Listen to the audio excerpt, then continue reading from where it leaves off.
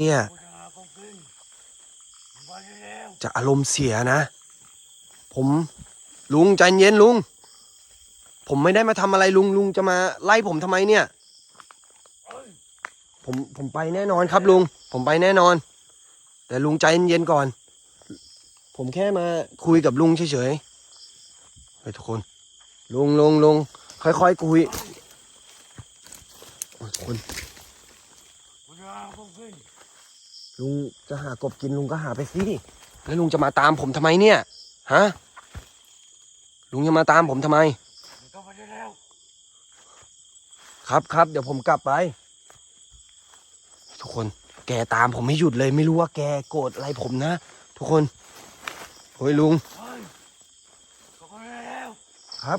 นี่ไงผมกำลังกลับไงแล้วลุงก็ไปหากบกินต่อสิลุงมาตามผมเนี่ยทุกคนเรา